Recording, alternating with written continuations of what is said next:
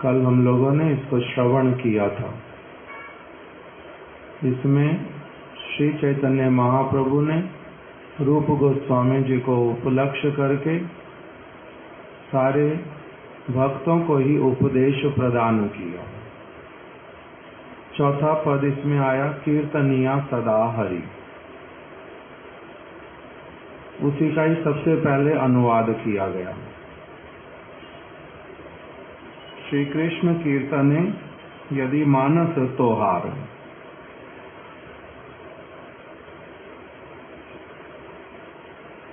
कीर्तनिया सदा हरि अर्थात कीर्तन सब समय करना चाहिए न। क्या अर्थ है इसका?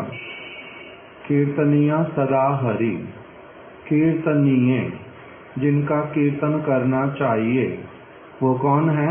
भगवान श्री हरि। कीर्तनिया सदा हरि, उसके लिए बता दिया सबसे पहले कि यदि तुम्हारे मन में ये वाली भावना आ गई है कि कृष्ण का कीर्तन मैं सब समय करूं, तब उसके लिए प्रयास करना कैसे वाला? परम यतने तहीं लभो अधिकार। वास्तविक रूप में योग्यता सब में ये होती नहीं है कि वो सब समय भगवान का नाम कीर्तन कर सके। कोई विरला परम सौभाग्यवान वो इस प्रकार की जो अवस्था उसको प्राप्त करता है, चित्त की। ये चित्त की अवस्था जिसमें सब समय वो कृष्ण कीर्तन करे, सबके लिए संभव होता नहीं। जो उसकी लिए योग्यता चाहता है अर्थात उस प्रकार की अवस्था को प्राप्त करना चाहता है, ऐसी अवस्था किसकी है?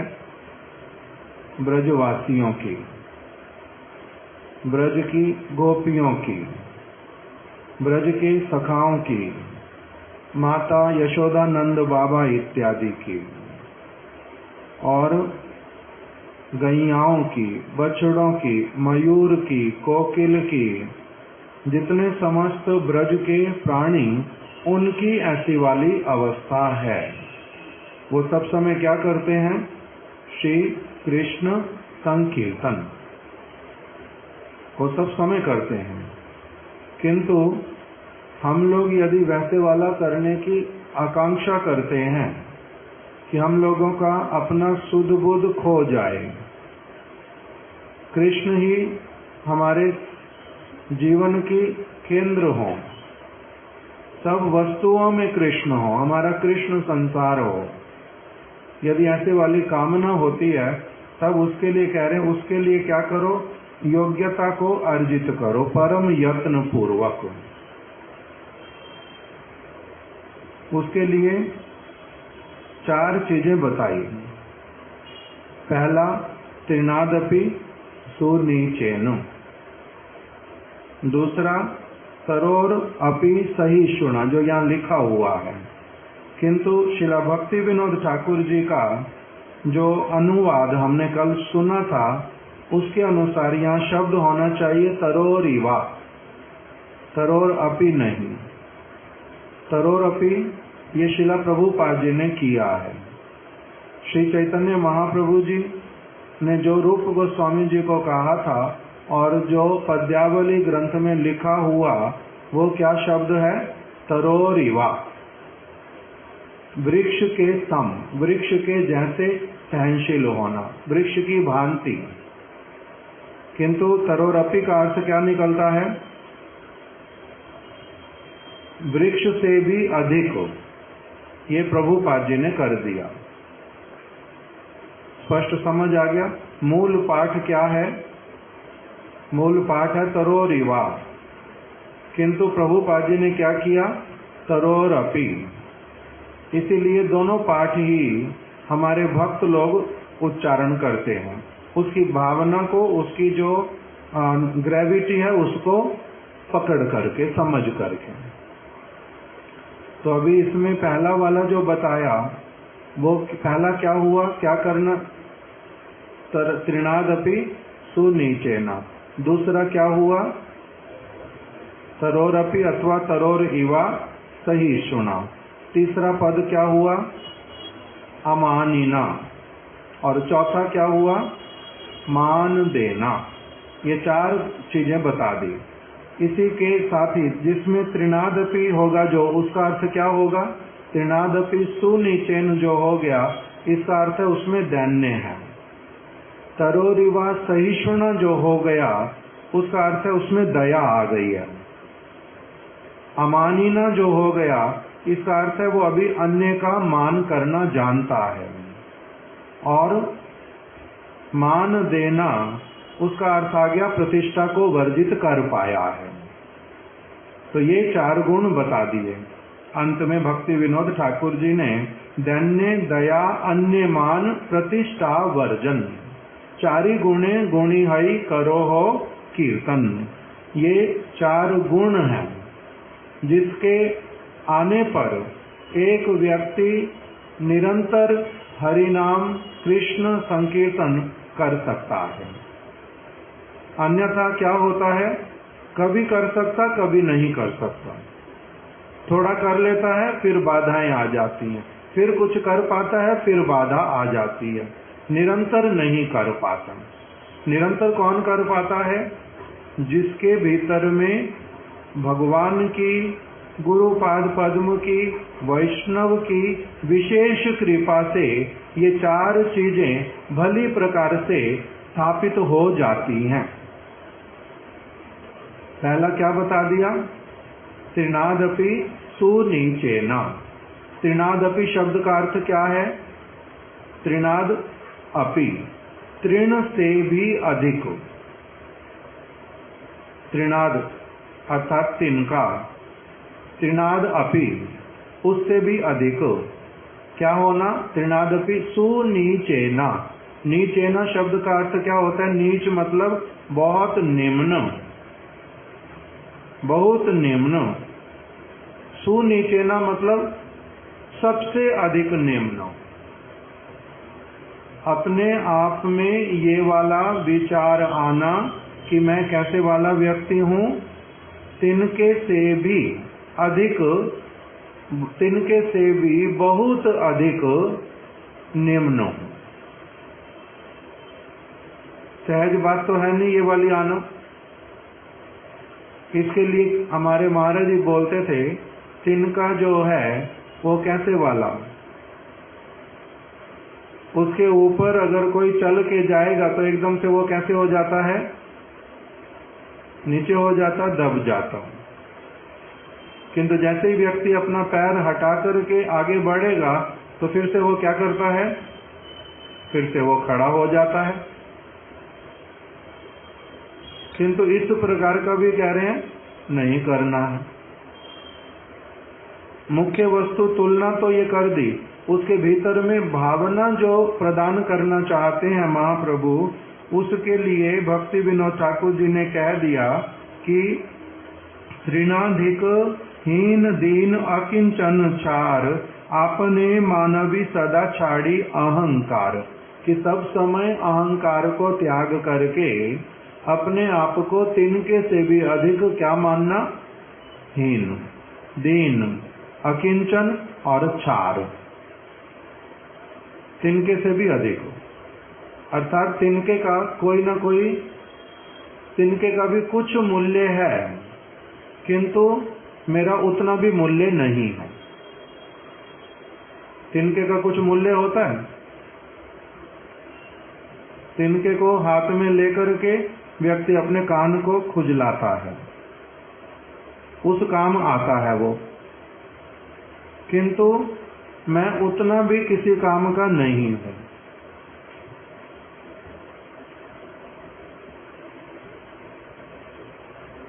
और तिनका घृणित वस्तु है ना? नहीं है। तिनका तो घृणित वस्तु नहीं है, किंतु मैं कहता हूं घृणित हूं। उसके लिए एक शब्द क्या आया? छार। तिनका घृणित नहीं है, किंतु मैं घृणित हूं। घृणित शब्द का अर्थ क्या होता है? जिसको देखने से घृणा आए। किसको? मांस को देख करके घृणा किसको आती है? मांस को देख करके घृणा किसको आती है? सज्जन व्यक्ति को, दुर्जन को तो नहीं आती। सज्जन व्यक्ति को घृणा आती है। तो कह रहे हैं कि तिनका जो है वो तो घृणा का वस्तु नहीं है, किंतु मनुष्य जो है वो कैसे वाला है? वो घृणा का वस्तु है। किस लिए? हमारे महाराज इसके लिए उदाहरण देते थे कि हम लोग डस्टबिन हैं, सभी के सभी लोग हम लोग डस्टबिन हैं। उसके ऊपर की जो कवरिंग है, शेल है, वो सबकी केवल अलग अलग है, सबकी अलग अलग है, किंतु वास्तविक रूप में है क्या? डस्टबिन। डस्टबिन का अर्थ ही क्या होता है? बहुत निकट में रखने की वस्तु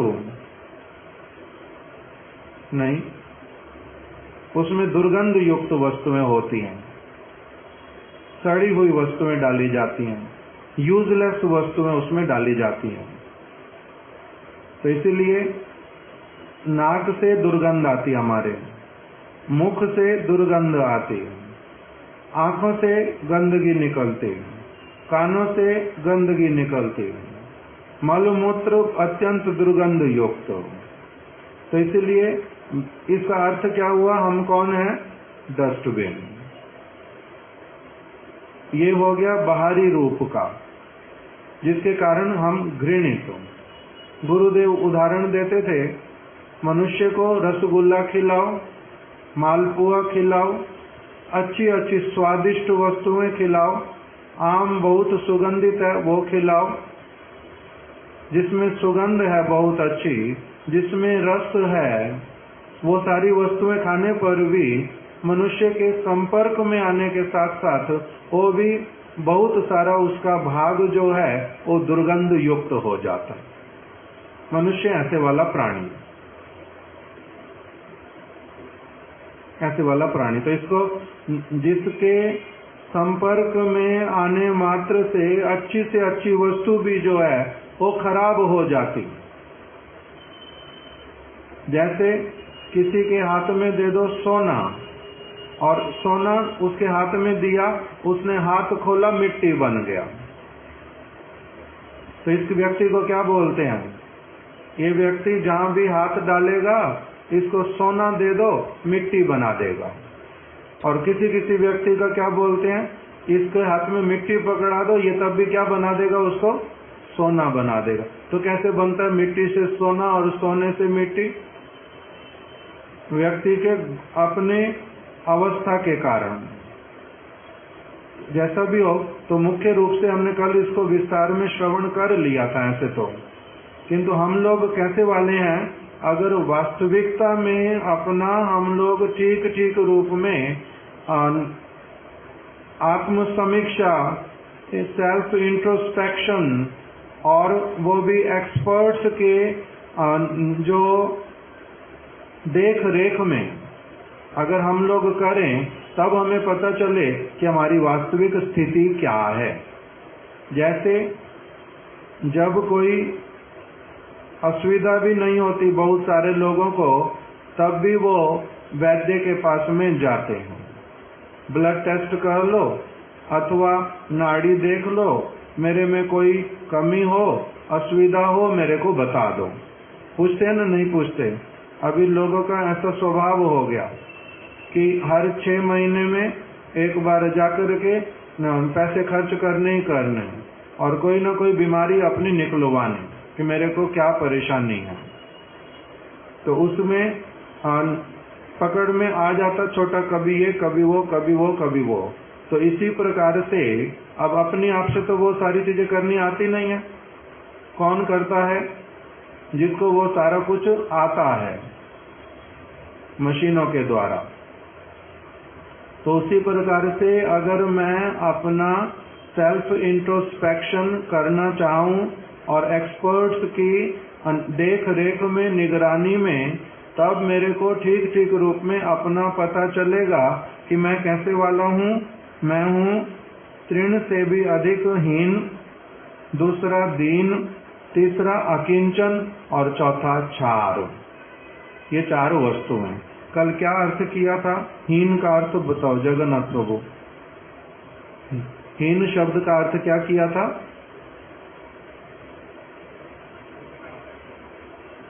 बताओ, कल आप बताओ, कल क्या किया था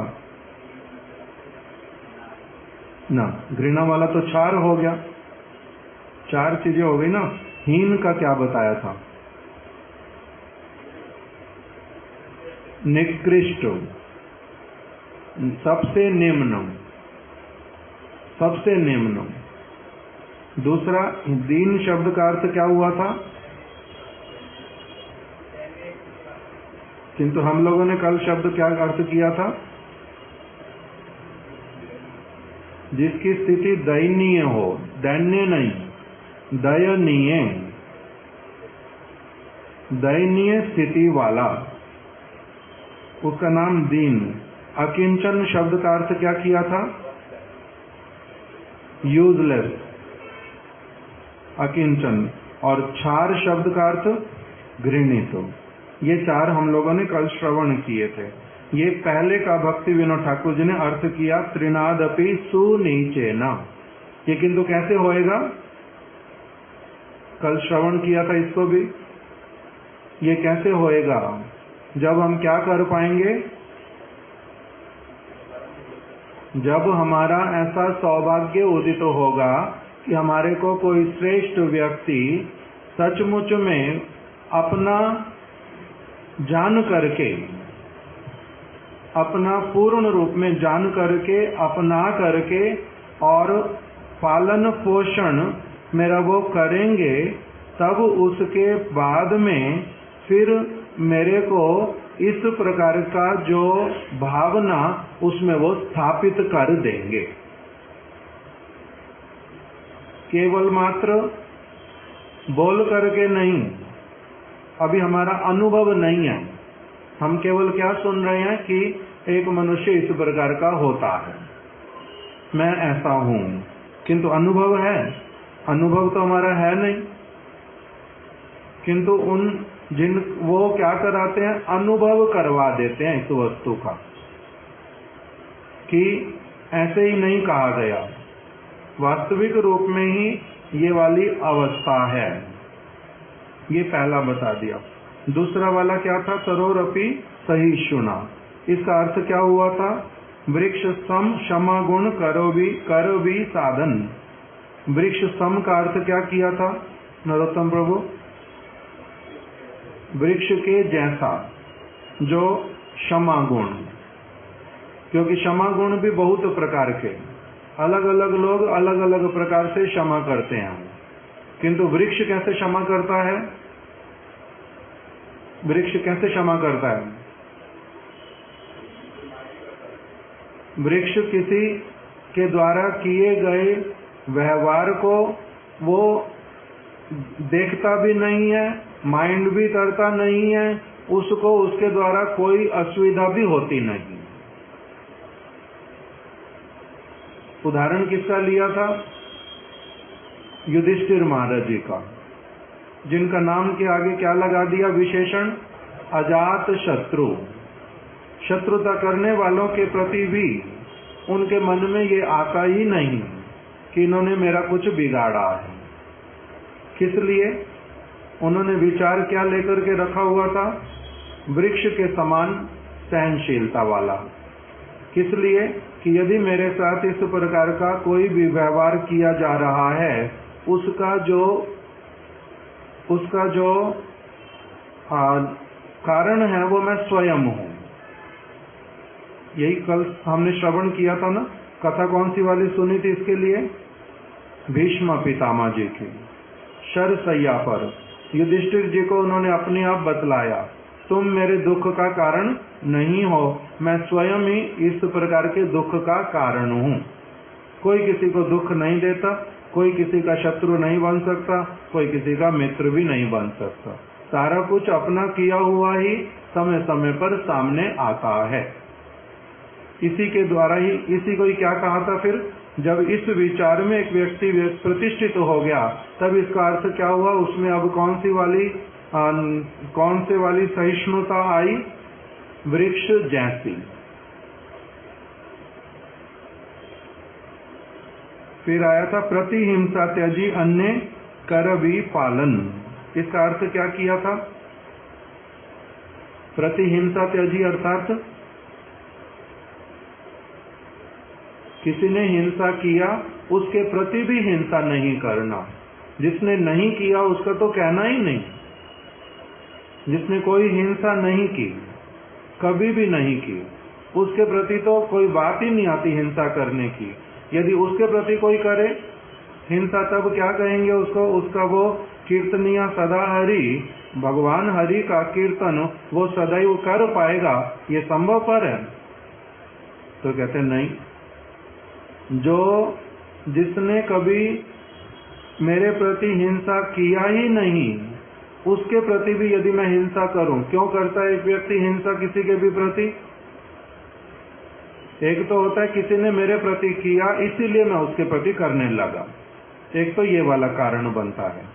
दूसरा, किसी ने मेरे प्रति कुछ भी नहीं किया फिर भी अगर मेरा उसके प्रति हिंसा करने का भावना होता है अथवा मैं करता हूं, उसके पीछे क्या मेरे अवस्था ऐसी क्यों आती है?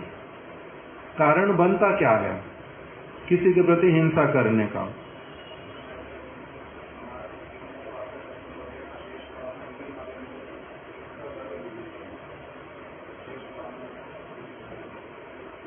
ठीक है, एक प्रकार का अर्थ हुआ कि मेरे में अपनी अशेष कामनाएं हैं। अशेष कामना हृदय माजे मोर। मेरे में मैं ऐसा वाला एम्बिशियस व्यक्ति हूँ, अपने लिए पता नहीं क्या क्या सोचता हूँ और उसी अपनी इच्छा को पूर्ण करने के लिए मेरे को अगर किसी के प्रति कोई भी हिंसा करनी होती है मैं उसको बिना कुछ विचार किए कर देता हूँ। मेरा अपना क्या होना चाहिए? काम बनना चाहिए। साधारण जगत में क्या बोलते हैं? बोल दो। अपना काम बनता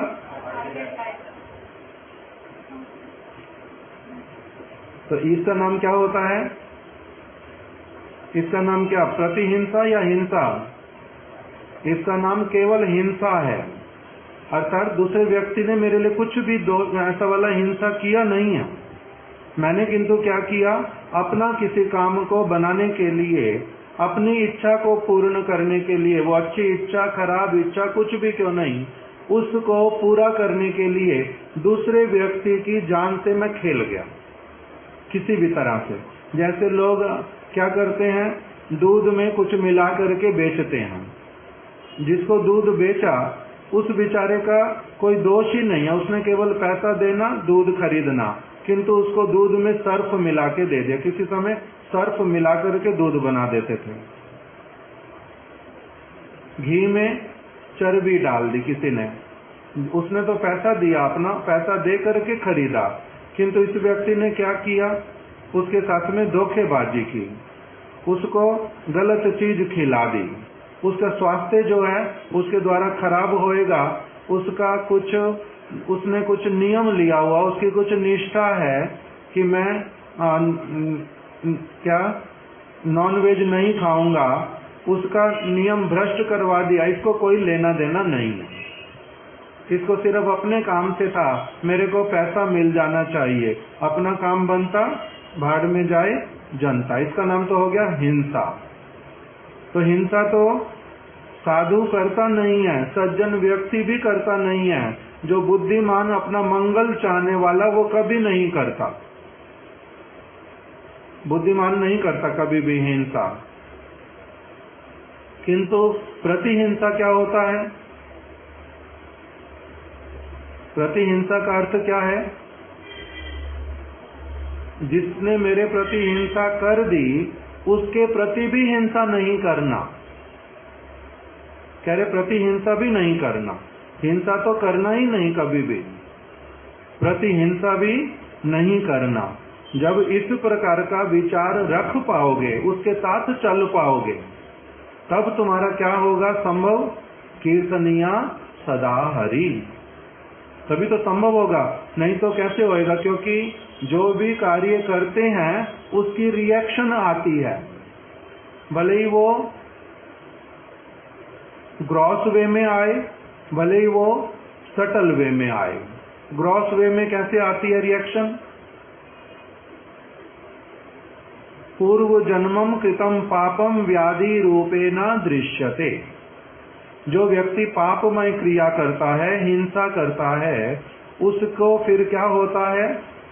उसकी वही की हुई हिंसा जो है व्याधि के रूप में उसके पास में आती है, व्याधि के रूप में आती है। पूर्व जन्मम कृतम पापम व्याधि रूपेण दृश्यते, व्याधि के रूप में आती है। और सटल वे में कैसे आती है? आपका मन अशांत रहेगा, आप उदास रहेंगे, आप दुखी दुखी होंगे। क्यों होंगे ये पता भी नहीं चलेगा, किंतु क्यों हो रहा है? क्योंकि आपने क्या किया हुआ है? प्रतिहिंसा, हिंसा, प्रतिहिंसा इत्यादि के ये रिएक्शन है। तो जब मन इस प्रकार का रहेगा, शरीर रोगग्रस्त रहेगा, तब हरि नाम, भगवान की सेवा, भजन कैसे कर पाऊंगा? कर नहीं पाऊंगा। तो इसलिए भगवान का भजन करने की जिसकी इच्छा, वो क्या करेगा? सटल और ग्रॉस दोनों ही प्रकार की हिंसा त्याग देगा। इसलिए प्रतिहिंसा बोलने का अर्थ अपने आप से क्या बोल दिया कि हिंसा तो बिल्कुल करना ही नहीं, प्रतिहिंसा तक भी नहीं करना। हिंसा तो करनी ही नहीं है, प्रतिहिंसा भी मत करना। इसी को बोल दिया वृक्ष के जैसा। वृक्ष ऐसा करता है, वृक्ष के ऐसे तो किसी के पास जाता ही नहीं उसकी हिंसा करने के लिए, जिसने उसके प्रति कुछ नहीं किया। जो उसके डाली को काट देता है, जो उसकी छाल को उखाड़ देता है, जो उसके फूलों को तोड़ करके अपने काम में लगा लेता है, जड़ को पूरी तरह से ले लेता है, उसके प्रति भी हिंसा नहीं करता। इसलिए इस वस्तु में, एक देशीय उदाहरण में, वृक्ष जो है वो कैसा रह पाता है? एकदम से इनडिफरेंट। वो माइंड ही नहीं करता उसके साथ किसी ने क्या किया है। क्यों? सब चीज के लिए मन में रखता है, इसने किया अर्थात मैंने इसके साथ ऐसा किया होगा, मेरे अपने कर्म का फल है। तत्तेनुकंपा, भगवान मेरे ऊपर कृपा ही कर रहे हैं, मैंने जिसके प्रति दोष किया था अब वो उसका पूरी तरह से बदला लेकर के मेरे को उस पाप से मुक्त कर रहा है। वृक्ष इस प्रकार का भावना लेकर के रह जाता है, प्रतिहिंसा भी करता नहीं है, इस भावना को ले लेता है। तत्तेनुकंपा वाला भगवान की बड़ी अनुकंपा है। तत्तेनुकंपा, सुसमीक्ष्य मानो, सुसमीक्षा करके मैंने भली प्रकार से मैं इस निर्णय पर पहुंच गया हूं। सुसमीक्षा कल हमने कैसे सुनी थी? कौन से उदाहरण से सुसमीक्षा सुनी थी? वासुदेव प्रभु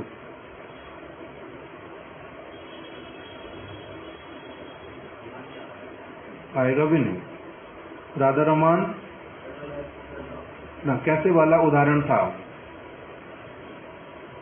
जगन्नाथ को पता, इसलिए ऐसे कर रहे। बताओ। गौतम गौतमी, उनका पुत्र, सांप के द्वारा डसा जाना, सांप को बुलाया जाना, काल को बुलाया जाना और यमराज जी को बुलाया जाना और फिर चित्रगुप्त जी को बुलाया जाना। उसके द्वारा निर्णय होना, इस बालक ने सांप का अमंगल किया था, इसलिए आज इसको सांप के द्वारा डसना हुआ। इससे क्या पता चला था? इसका नाम सुसमीक्षा, भली प्रकार से समीक्षा, एनालिसिस। अच्छी तरह से जब एक व्यक्ति करता है तब वो क्या कहाँ पहुंच पाता है? वृक्ष के जैसा बन पाता है कि जब किया मैंने, मेरे अपने सामने, इसमें किसका दोष? मैं कर बैठा हूं। इसलिए क्या प्रार्थना करते हैं? इतनी शक्ति हमें देना दाता, मन का विश्वास कमजोर होना। कौन से मन का विश्वास हो? ये वाला, तत्तेनुकंपा वाला, और अपने स्वकर्म फल भुक पुमान, महाप्रभु ने बोल दिया, एक व्यक्ति अपने ही किए हुए कर्म का फल भोग करता है। इस सारे विचार को यदि मैं भली प्रकार से हृदय में धारण कर पाऊं, इतनी शक्ति हमें देना दाता, मन का विश्वास कमजोर होना, ये वाला जो विश्वास जो भगवान के द्वारा बोला जा रहा है, जो वो सुसमीक्षा करके बताते हैं, ये वाला मेरा कभी कमजोर ना होने पाए। और मैं क्या कर पाऊं, भूल करके कोई भूल होना। आगे क्या था, इतनी शक्ति हमें देना दाता, मन का विश्वास कमजोर होना, हम चले नेक रास्ते पे हमसे। हम नेक रास्ते पर, अर्थात नेक का अर्थ क्या होता है, अच्छे मार्ग पर, सदमार्ग पर। सदमार्ग मतलब भगवान के द्वारा दिखलाया गया मार्ग, भगवान के निज जनों के द्वारा दिखलाया गया मार्ग, उसको बोलते हैं नेक मार्ग, सदमार्ग। तो हम चले नेक रास्ते पे हमसे, भूल कर भी कोई भूल हो ना, भूल करके भी मेरे से कोई भूल ना हो जाए, इस प्रकार का विचार आ जाता है। तब इसका नाम क्या हो जाता है कि इस व्यक्ति ने अब हिंसा तो ये करता ही नहीं है, प्रतिहिंसा भी इसने त्याग दी है, प्रतिहिंसा को भी इसने त्याग दिया। अब ये क्या कर पाएगा, भगवान का, ये व्यक्ति ही भगवान का भजन कर पाएगा। जीवन निर्वाहे आने उद्वेग न दीवे, इसको भी कलम ने सुन लिया था। अपने जीवन के निर्वाह के लिए किसी को भी उद्वेग नहीं देना। कौन से जीवन के निर्वाह के लिए, कौन कौन सी कैटेगरी की थी कल, एक शारीरिक और एक मानसिक। यद्यपि आजकल का जो समय, इसमें और भी बहुत सारी टर्मिनोलॉजी यूज करते हैं लोग। कौन कौन सी हम लोगों की डिमांड्स हैं, एक को बोलते हैं बेसिक नेसेसिटीज। बेसिक नेसेसिटी है, मनुष्य शरीर मिला, भूख लगती लगती है, क्या करें, ठंडा भी लगता है, गर्मी भी लगती है, रोग आने पर असहज अस्वस्थता भी अनुभव होती है। ये सारी चीजों को तो अवॉइड ही नहीं कर सकते, किंतु इन सब के लिए भी क्या कह रहे हैं, किसी को उद्वेग देना नहीं। बेसिक नेसेसिटी के लिए भी किसी को उद्वेग देना नहीं।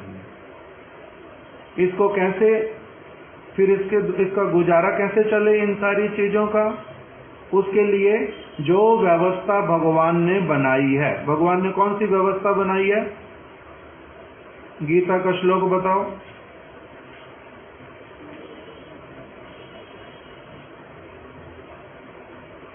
बोलो बोलो, मेरे सुनाई नहीं पा रहा। पत्रम पुष्पमाला नहीं, चतुर्वर्णा मया सृष्टा गुण कर्म विभागशा। 4 वर्ण और 4 आश्रम भगवान कह रहे मैंने बनाए। वर्ण शब्द का अर्थ ही क्या हो जाता है, आश्रम तो हो गए ब्रह्मचारी, गृहस्थ, वानप्रस्थ और सन्यास, ये भगवान ने बनाया ना। और जो वर्ण बनाए हैं वो कौन कौन से हैं, ब्राह्मण, क्षत्रिय, वैश्य और शूद्र। ये 4 वर्ण शब्द का अर्थ क्या होता है, वर्ण क्या होता है, इस जगत में सरवाइव करने के लिए किसी न किसी अपनी योग्यता अनुरूप कुछ न कुछ कार्य करना, उसके द्वारा जीवन यापन करना, इसको बोलते हैं वर्ण व्यवस्था। वर्ण व्यवस्था में ब्राह्मण क्या करेगा, ब्राह्मण के लिए क्या बताया, बोलो, अध्ययन, अध्यापन, पठन, पाठन, दान, प्रतिग्रह, यही बोला। तो ये इसके द्वारा क्या होएगा, आपका जीविका इसके अनुसार चलाना। ये कौन करेगा, ब्राह्मण। ब्राह्मण का अर्थ जिसका ब्रेन भगवान ने बहुत शार्प दिया है, इंटेलेक्चुअल क्लास। ब्राह्मण का मतलब इंटेलेक्चुअल क्लास। दूसरा क्षत्रिय, उसको भगवान ने क्या दिया है? बुद्धि, किंतु उसके साथ ही साथ में उसके पास में शारीरिक बल भी है। उसके लिए क्या दे दिया फिर? और कार्य बतलाए उसके लिए। इसी प्रकार से वैश्य के लिए खेती करेगा और गोपालन करेगा, उसी में शुक्ल वृत्ति के साथ में चलेगा। शूद्र का क्या बता दिया? बुद्धि बहुत अधिक नहीं है, जमीन जायदाद नहीं है, धन इत्यादि बहुत अधिक नहीं है, वो अन्य व्यक्तियों की किसी न किसी प्रकार की सेवा करके उसके द्वारा अपना जीवन यापन करेगा। ये सारा किसके अंतर्गत बतलाया? शुक्ल वृत्ति के अंतर्गत वर्ण व्यवस्था। इसी के अंदर ही रह करके क्या करना? अपना जीवन यापन करना। तब शांति पूर्वक क्या कर पाओगे? चाहे वैश्य ब्राह्मण हो, क्षत्रिय हो, वैश्य हो, शूद्र हो, बिना माता हटाता गए एकदम। बहुत अच्छा, स्वागत है।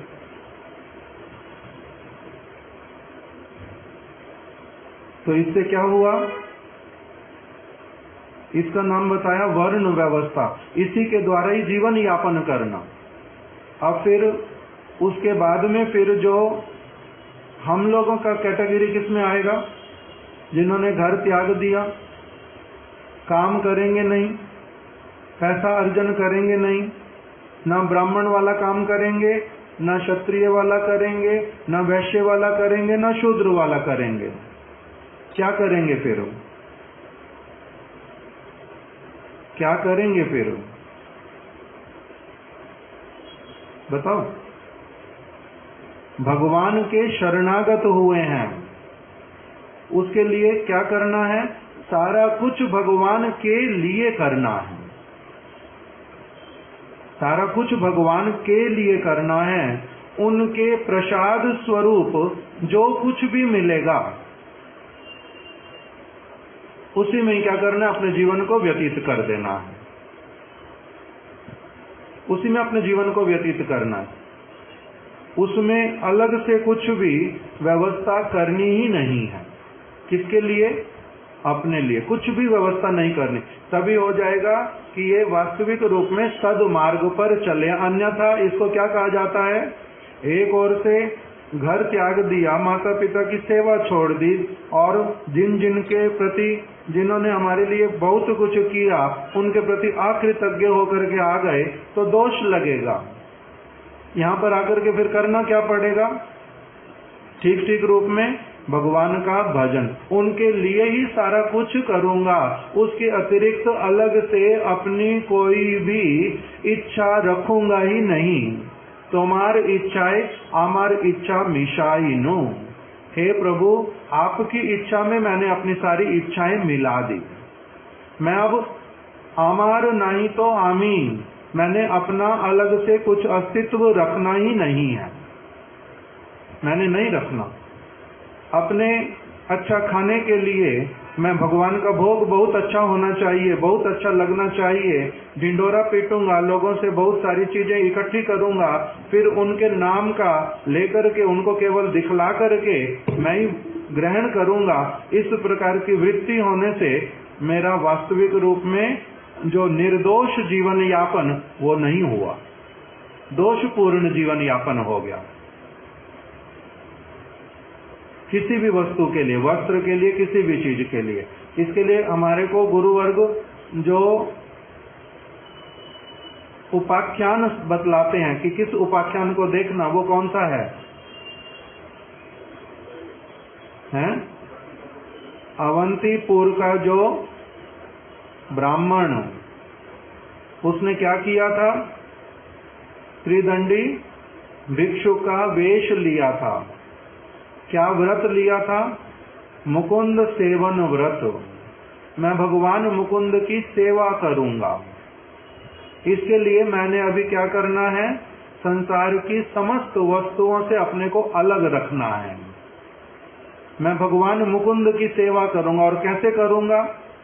उसके लिए भी उन्होंने दृढ़ होकर के अपना एक वचन हृदय के भीतर में रखा और वो वचन क्या था? वो वचन क्या लिया था उन्होंने कि जिस प्रकार से जो भगवान के बहुत विशेष विशेष परमहंस महापुरुषों ने जिस प्रकार से संसार में अपनी जीवन यात्रा करके भगवान के चरणों को प्राप्त किया है, मैं भी उसी मार्ग पर चलते हुए, उनके वाले मार्ग पर चलते हुए, क्या श्लोक है नवकिशोर प्रभु को स्मरण? मैं उस मार्ग पर चलते हुए मैं भगवान को प्राप्त करूंगा। आपको स्मरण वाला श्लोक?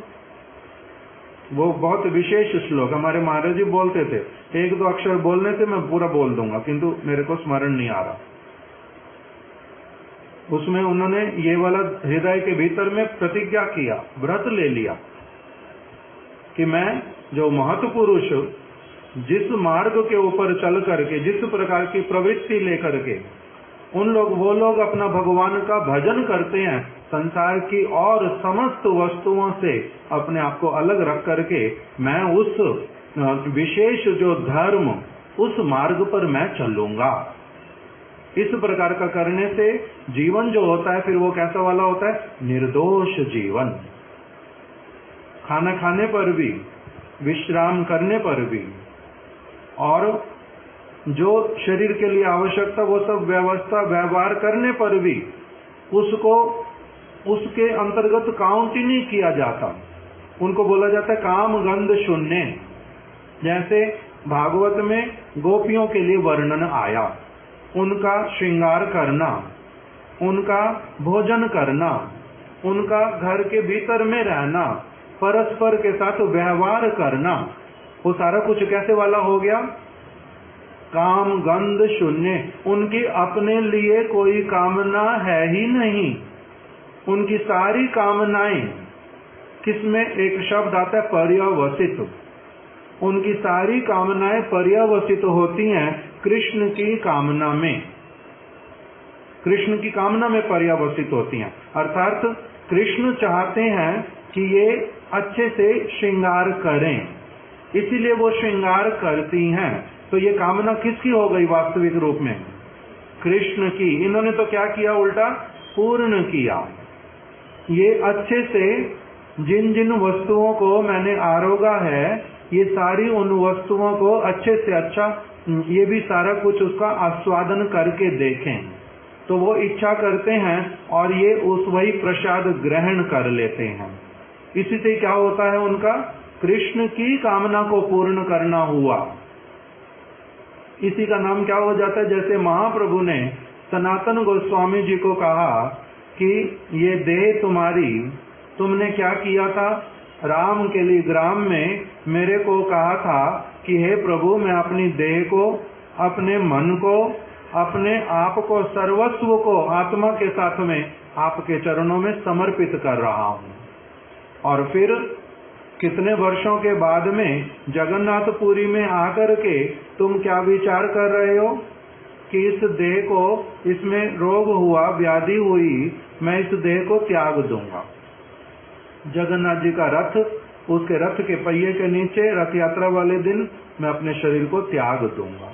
कैसे तुमने अपनी आप से निर्णय किया कि तुम्हारी वस्तु तो नहीं है ये शरीर, तुमने तो मुझे समर्पित कर दिया था। मैंने तो केवल मात्र तुम्हारे को किस लिए दिया हुआ? सेवा के लिए दिया हुआ है। तुमने कैसे मेरी जो धरोहर, मेरी वस्तु मैंने केवल तुम्हारे पास संजो करके, संभाल करके रखने के लिए दिया कि समय आने पर मैं इसके द्वारा क्या करूंगा? सेवा करवाऊंगा। तो फिर आज तुमने इसको नष्ट करने का कैसे विचार कर लिया? ये वाली बात महाप्रभु ने बोली। तो शरीर किसके लिए? भगवान की सेवा के लिए।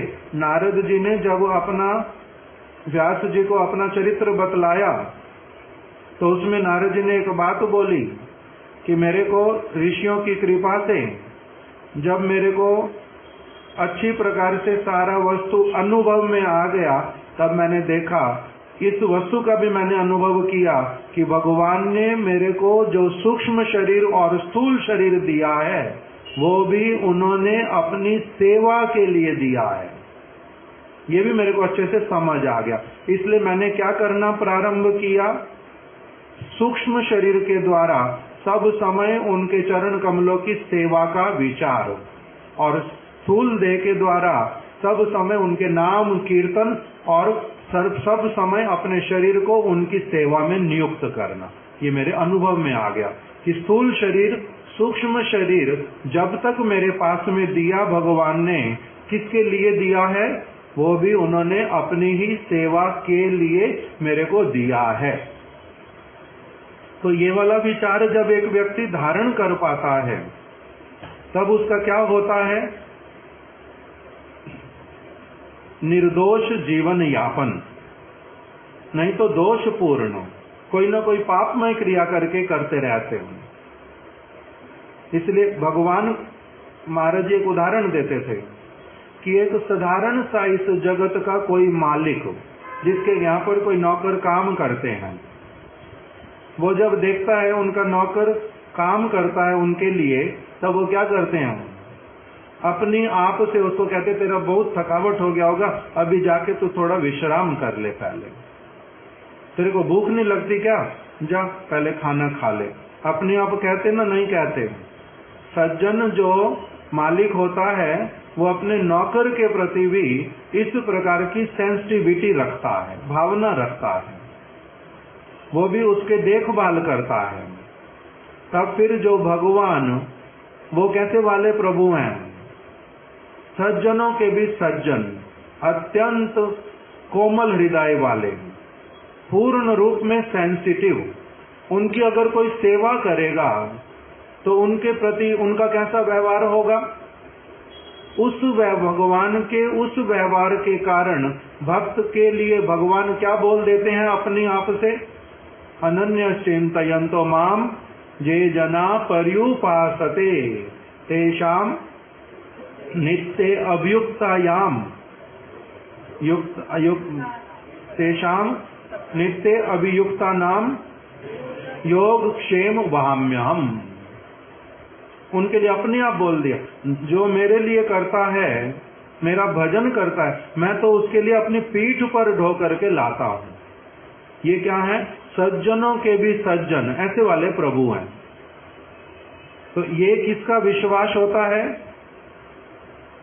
जो व्यक्ति मुकुंद सेवन व्रत लेता है, इस कन्विक्शन के साथ में लेता है कि वो मेरे लिए करेंगे ही करेंगे, उसको भी सरपास करके कि वो मेरे लिए करें नहीं करें, इसके लिए मेरी कोई दावी नहीं है, इसके लिए मेरी कोई दावी नहीं, किंतु मैं क्या करूंगा? सेवा करूंगा। जैसे महाराज जी ने अपने उदाहरण में बतलाया कि जिस समय मेरे को चिकन पॉक्स हो गया और 2-4 मठवासियों को भी चिकन पॉक्स हुआ, हमारे को अलग रख दिया गया, तब उस समय मेरे को किसी ने बोला कि गुरु महाराज जी को पत्र लिख करके बोलो कि हमारे को चिकन पॉक्स हुआ है और वो ये वस्तु की व्यवस्था कर दें। महाराज जी ने क्या उत्तर दिया था उन ब्रह्मचारियों को कि मैं जब मठ में आया था, मैंने क्या किया था?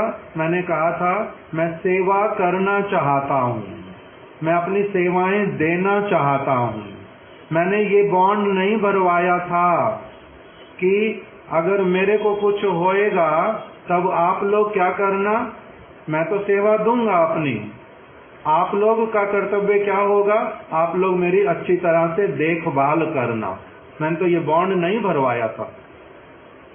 मैं तो क्या कह करके आया था? केवल कि मैंने क्या करना है?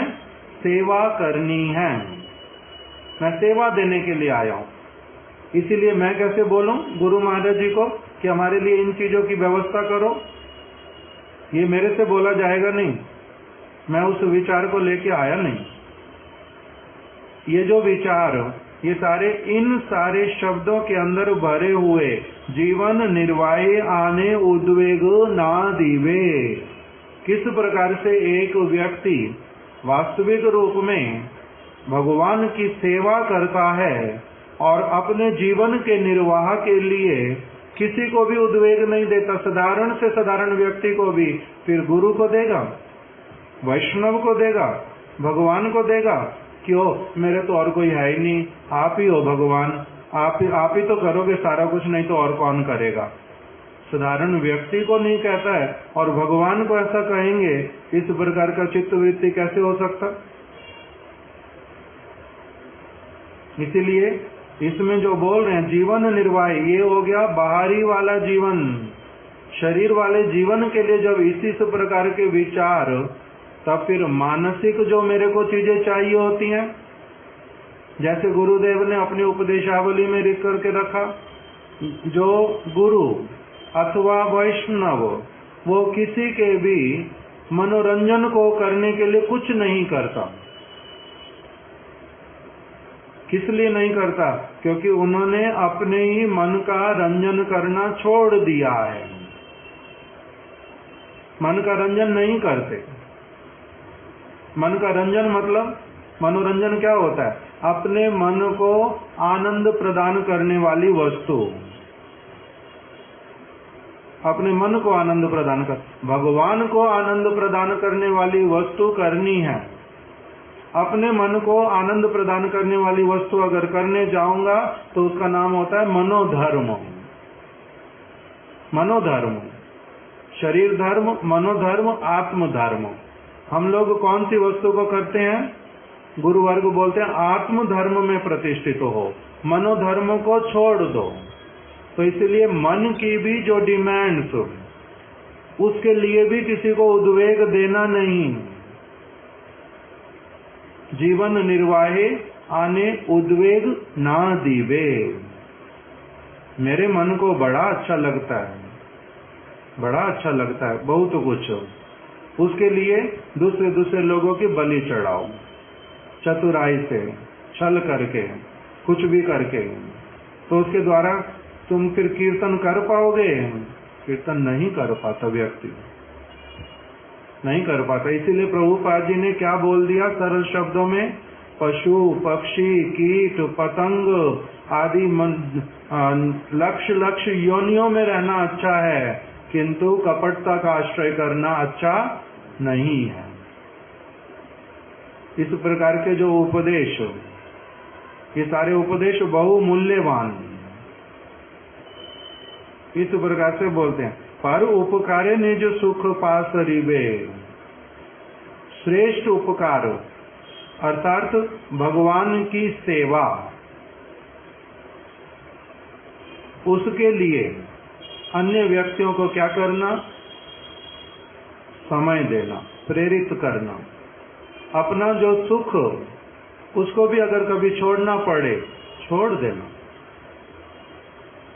छोड़ देना। तब क्या कर पाओगे? अगर ये वाली चित्तवृत्ति आ गई धीरे धीरे, एकदम से नहीं आती, अगर आ गई थोड़ी थोड़ी करके भी, तब तुम्हारा क्या होएगा? कीर्तनिया सदा हरि, अपने आप भगवान स्वयं एवं स्फुरित तथा जिह्वा पर अपने आप स्फुरित हो जाएंगे। क्योंकि हम नहीं कर सकते कीर्तन। कीर्तनिया सदा हरि, मैं को सब समय हरि का कीर्तन करना है, मैं कर ही नहीं सकता, मैं करता नहीं हूं, करता भगवान है, मैं कर्म हूं। वो अगर इच्छा करेंगे मेरी जीवा पर उदित हो जाएंगे, स्वयं एवं स्फुरित तथा। किंतु कब अपने आप से मेरी जीवा पर स्फुरित होंगे, मेरी उस प्रकार की क्रियाएं होंगी। तो इसीलिए बोल रहे हैं करो भी साधन, ऐसे वाला क्रिया करना, ऐसे वाला साधन करना, इस प्रकार की विचारधारा के साथ में करना, ऐसी वाली फर्म कन्विक्शन के साथ करना, इसको छोड़ना नहीं। हजार अपनी इस जगत की वस्तुओं में कमी देख करके भी इस प्रकार का जो अशिष्ट व्यवहार, उस तरफ नहीं जाना, इस प्रकार का उपदेश कर रहे हैं। आज भी हमारा फिर से वहीं तक रह गया। अब इससे आगे कल सुनेंगे अमानिना मान देना, दो जो हैं। समय आज बहुत सारा ही हो गया, इसीलिए हम लोगों ने कल क्या श्रवण किया था पत्र में, उसको एक बार पढ़ लेते हैं।